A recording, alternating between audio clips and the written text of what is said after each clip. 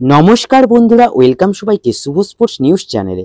তো গাইস, এই ভিডিওতে আমরা মোহনবাগানের নতুন খেলোয়াড় এবং পুরনো খেলোয়াড় মিলিয়ে বর্তমান স্কোয়াডটা কতটা শক্তিশালী হলো সেটা নিয়ে আলোচনা করব। তাই পুরো ভিডিওটি দেখার অনুরোধ রইল। তো প্রথমেই যদি আমরা মোহনবাগানের গোলকিপারদের নিয়ে কথা বলি, তো বর্তমানে কিন্তু মোহনবাগানের কাছে তিনটে গোলকিপার আছে। প্রথম গোলকিপার হলো 27 বছর বয়সী বিশাল কাইত, যিনি লাস্ট দুটো সিজন মোহনবাগানের হয়ে আউটস্ট্যান্ডিং পারফরমেন্স করেছে। তো তাই বিশাল কাইত হলো মোহনবাগানের প্রথম পছন্দ। দ্বিতীয় গোলকিপার হলো আরশেখ। তো এই আরশেখ কিন্তু খুব একটা সুযোগ না পেলেও যতটুকু সে গেম টাইম পেয়েছে ভালোই পারফর্ম করেছিল। এবং 3 নম্বর গোলকিপার হলো সাহেদ জাহিদ, বয়স মাত্র 21। তো এরপর কথা বলবো মোহনবাগানের সেন্টার ব্যাক নিয়ে। তো প্রথমেই যদি বিদেশিদের কথা বলি, তো সেখানে দুটো নতুন বিদেশি সেন্টার ব্যাক নিয়ে এসেছে মোহনবাগান। তারা হলো টম আরলেট ও আলবার্টো রড্রিগেজ। এবার ইন্ডিয়ান সেন্টার ব্যাকের কথা বললে প্রথমেই যার নাম আসবে সে হলো আনোয়ার আলী, যার বয়স মাত্র 23। তো এত কম বয়সেও কিন্তু সে যেভাবে মাথা ঠান্ডা রেখে ডিফেন্সটা করে যায় তা সত্যি আউটস্ট্যান্ডিং এবং মোহনবাগানের একজন কি প্লেয়ারও বলতে পারো। তো এবার আরো এক সেন্টার ব্যাক হলো রাজ বাসফোরে। তো এই রাজ বাসফোরে আগের সিজনে যতটুকু সুযোগ পেয়েছিল নজর কেড়েছিল, মাত্র 21 বছর বয়স।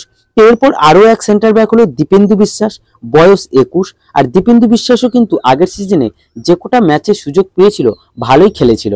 এছাড়া সুমিত রাঠিও আছে, আরো এক সেন্টার ব্যাক, যার বয়স 22। তবে সুমিতকে মোহনবাগান নাও রাখতে পারে এই সিজনে। তবে বলে রাখি, মোহনবাগান কিন্তু ভালো বিদেশি সেন্টার ব্যাকও সই করাবে। মোটামুটি আরও দুটো প্লেয়ার অ্যাড করতে পারে মোহনবাগান সেন্টার ব্যাকে। তো এবার আসি মোহনবাগানের লেফট ব্যাকে। তো লেফট ব্যাকে প্রথমেই যার নাম আসবে সে হলো বাঙালি প্লেয়ার শুভাশিস বোস, বয়স 28 এবং মোহনবাগানের ক্যাপ্টেন। তো এরপর আরও একজন লেফট ব্যাক হলো আমনদীপ সিং, বয়স মাত্র 19। তো এবার যদি রাইট ব্যাকের কথা বলি, তো আপাতত দুটো রাইট ব্যাক আছে। প্রথমজন হলো আশিস রায়, যে মোহনবাগানের হয়ে ভালোই খেলেছে। তো দ্বিতীয় রাইট ব্যাক হলো রবি রানা, তরুণ প্রতিভা, বয়স মাত্র 21। তো এবার আসি মোহনবাগানের ডিফেন্সিভ মিডফিল্ডে। তো এই মুহূর্তে প্রপার একজন আছে, সে হলো দীপক টাংরি, যার বয়স 25 এবং হলুদ কার্ড দেখার একটা রেকর্ড কিন্তু তারা আছে। তাই মোহনবাগান অবশ্যই আরও এক ডিফেন্সিভ মিডফিল্ডারকে সই করাবে। তো এবার আসি সেন্ট্রাল মিডফিল্ডে। মোহনবাগানের কাছে এই মুহূর্তে প্রপার তিনটে সেন্ট্রাল মিডফিল্ডার আছে। প্রথমজন হলো আপুইয়া, যাকে কিছুদিন আগেই সই করিয়েছে মুম্বাই থেকে, যার বয়স 23। দ্বিতীয়জন হলো অনিরুদ্ধ থাপা, যার বয়স 26। আগের সিজনে খুব একটা ভালো পারফর্ম কিন্তু সে করতে পারেনি।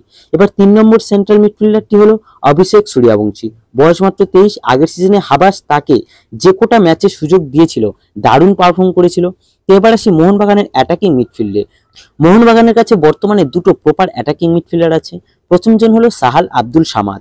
আগের সিজনে চোটের জন্য খুব একটা ভালো সময় তার যায়, তবে খুব ভালো একজন কোয়ালিটি প্লেয়ার। তো এবার দ্বিতীয় অ্যাটাকিং মিডফিল্ডারটি হলো মোহনবাগানের সবচেয়ে ভরসাযোগ্য প্লেয়ার দিমিত্রি পেত্রাদশ।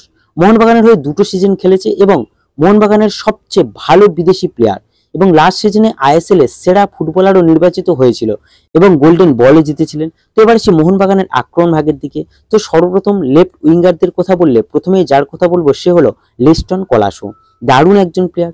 এবং আরো একটা লেফট উইঙ্গার হলো, সেটা হচ্ছে আশিক কুলিনিয়ান, যে আগের সিজনে পুরো ইনজুরিতে ভুগেছে, একটা ম্যাচও খেলতে পারেনি। তবে এই মুহূর্তে তিনি কিন্তু পুরো সুস্থ আছে। তো এবার আসি রাইট উইংয়ে। তো এই মুহূর্তে দুটো প্রপার রাইট উইঙ্গার কিন্তু আছে মোহনবাগানের কাছে। প্রথমজন হলো মনবীর সিং এবং দ্বিতীয়জন হলো তাইসন সিং। এবার আসি মোহনবাগানের সেন্টার ফরওয়ার্ডে।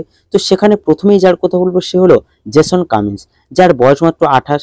এছাড়া ইন্ডিয়ান প্লেয়ারদের কথা বললে সোহেল ভাট, ফারদিন আলী মোল্লারা তো আছেন। এছাড়া একজন কিন্তু বিদেশি প্লেয়ারকেও সাইন করিয়ে নিয়েছে মোহনবাগান, সে হলো জেমি ম্যাকটেন, যে কিন্তু আইএসএল এর বেস্ট স্ট্রাইকারও হতে পারে এবং আইএসএল এর সবচেয়ে দামি খেলোয়াড়, যার মূল্য 12 কোটি। তো এটাই কিন্তু মোহনবাগানের আপাতত বর্তমান স্কোয়াড। তো এত কিছুর পরেও মোহনবাগানের একটা জায়গায় কিন্তু এখনো ফাঁক থেকেই গেছে, আর সেটা হলো একজন ভালো বিদেশি মিডফিল্ডার। ওই জায়গাটা পূরণ করতে পারলে তাহলে মোহনবাগান অনেক ভালো দল হয়ে উঠতে পারবে, এতে কোনো সন্দেহ নেই। তো বন্ধুরা, কেমন লাগলো ভিডিওটি অবশ্যই কমেন্টে জানিও। আর যদি ভালো লেগে থাকে তাহলে অবশ্যই লাইক ও সাবস্ক্রাইব করে দিও।